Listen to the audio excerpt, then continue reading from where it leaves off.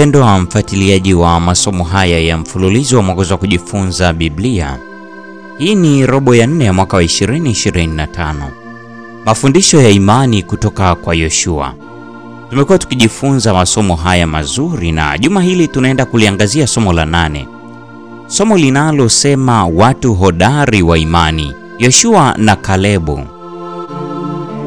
Hii ni kwa ajili ya Novemba 15 hadi 21 mwaka wa 2025. Kwa ajili ya somo la juma hili, mwandishi anatuelekeza kusoma Hesabu 13 aya 6, aya 30 hadi 32, Yoshua 14 aya 6 hadi 14, Luka Mtakatifu 18 aya 1 hadi ya 5, Yoshua 19 aya 49 hadi 51, Wakorintho wa pili sura ile ya 3 ya 18, Warumi 12 aya ya 1 na ya 2. Fungu la kukariri, Waebrania 13 aya ya 7. Neno la Mungu linasema, wakumbukeni wale waliokuwa wakiwaongoza, waliowaambia neno la Mungu tena, kwa kuchunguza sana mwisho wa mwenendo wao, igeni imani yao. Kila mzazi anajua kwamba watoto wao huwa wanajifunza kwa kuona mfano, sivyo? Ni wazazi wangapi wamehangaika kwa kuona watoto wao wakifuata mienendo yao mibaya badala ya ile iliyo mizuri? Bila kujali umri wetu, huwa tunaona ni rahisi kutenda makosa kuliko kutenda mema. Ni sehemu tu ya kile kinachomaanishwa na hali ya kuwa watu walioanguka dhambini. Maana sijui nifanyalo, kwa sababu lile nilipendalo silitendi, bali lile nilichukialo ndilo ninalolitenda. Warumi sura ya 7 aya 15. Ni nani ambaye hajawahi kupata uzoefu huu? Tangu kuzaliwa, wanadamu hujengwa kwa nguvu ya kielelezo. Huwa tunajifunza kufanya mambo ya msingi sana maishani, kama vile kutembea, kuongea na kuonesha hisia zetu kwa kuwaiga wale walio karibu zaidi nasi.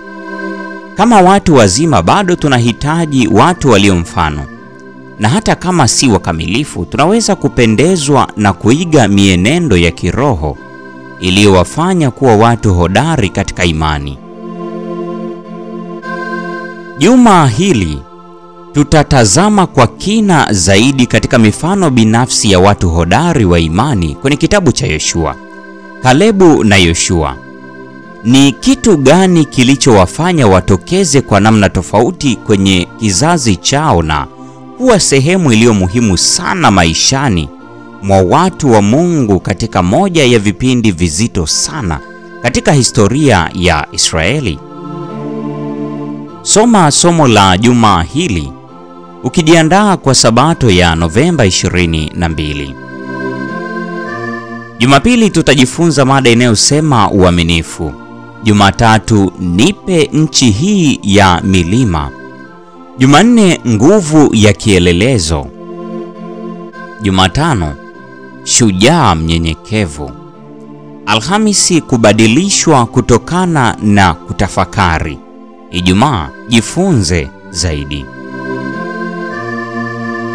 Mpendwa mfuatiliaji wa mfululizo wa masomo haya ya mwongozo wa kujifunza Biblia, hili ni somo la 8, juma la 8 katika robo ya 4 ya mwaka wa 2025. Watu hodari wa imani, Yoshua na Caleb. Niendelee kukualika usikose kufuatilia mfululizo wa masomo haya juma hili. Lakini pia jiandae kwa ajili ya tafakari makini juma hili. Na kwa nukta hiyo ndio tunakuwa tumefikia tamati ya tafakari ya somo hili siku ya leo. Neema ya Bwana wetu Yesu Kristo, pendo la Mungu na ushirika wa Roho Mtakatifu hudumu kuwa pamoja nasi sasa na hata milele. Amina.